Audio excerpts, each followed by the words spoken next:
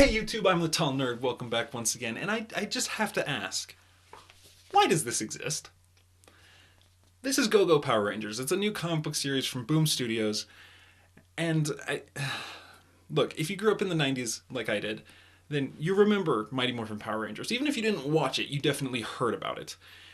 And, it's probably not surprising that there have been multiple comic book series about Mighty Morphin Power Rangers.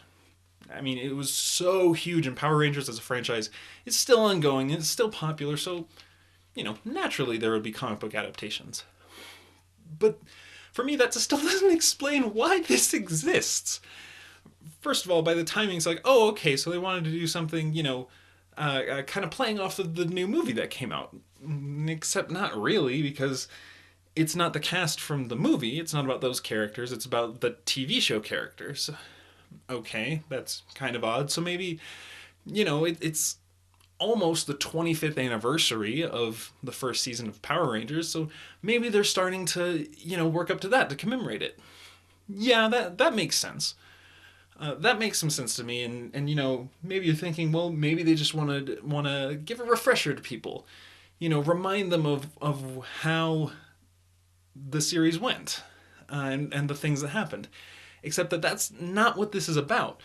You see, for the most part, Go Go Power Rangers is about what the Rangers are doing when they're not fighting monsters. There's a lot of them interacting with one another at school, or talking with friends, or, just diving deeper into their characters, which I love, by the way. It's really cool. In the first few pages, you get a lot more character depth than you got during most of the show. But that's the thing. Because it's all these character moments, it mostly takes place either before the series started, or some parts of it take place in between episodes. So in between adventures, you see, bits and pieces of fights and kind of side stories. But it's all in between the episodes, so it feels very much like a tie-in to the series. Like, oh yeah, here's this really cool show that you're gonna love, and it has all this action and stuff, but have you ever wondered what it's like when they're not in the costumes? How do they deal with their parents? How do they deal with homework? How do they deal with all of this other stuff? Well, buy this comic, and you can see what's going on with the characters in between the episodes. Which, I understand that. But again, you're doing that for a show that came out almost 25 years ago. Just why? Why now? I don't understand it. I really, really don't. There are only a couple of issues of this out so far. So maybe there will be answers farther down the line, and admittedly, I haven't done a ton of research into why, just because I'm just dumbfounded that it exists in the first place. That being said, I gotta say, I love this thing. It's actually really enjoyable. Like I said, it's all about the characters and about what they're like as people. It's them dealing with their insecurities at school, about them dealing with, their sort of different and clashing personalities, and dealing with just life in general. Specifically, there's a really awesome scene right towards the beginning where you get to learn a lot more about Jason, the Red Ranger.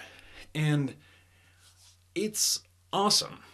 It gives a whole new spin on the character, and it tells you a lot about him in just a very brief time. And it's doing that for all of the Rangers. It's showing you that, there's more to them than just the almost stereotypical characters that they were in the show. In the show, Kimberly was just a sort of cheerleader valley girl. In here, it's showing that, well, there's a bit more to it than that. That, there's depth and, things have happened to her life. It's not all just one big walk in the park. Or Trini having issues with parents, or just trying to take control of her own life. And all of these little things that are just building up and giving you a really solid understanding of who these people are as people. So, in spite of the fact, or maybe even because of it, they don't spend a lot of time in the Ranger outfits. They don't spend much time fighting. But I love it. And I honestly would recommend that anyone who has, fond memories of Power Rangers, go pick this up and see what it's all about. It's a really interesting, really fun read. And yeah, I was stupefied to see that it existed, and then I actually read it and I was just shocked. Absolutely shocked to see that it was actually good.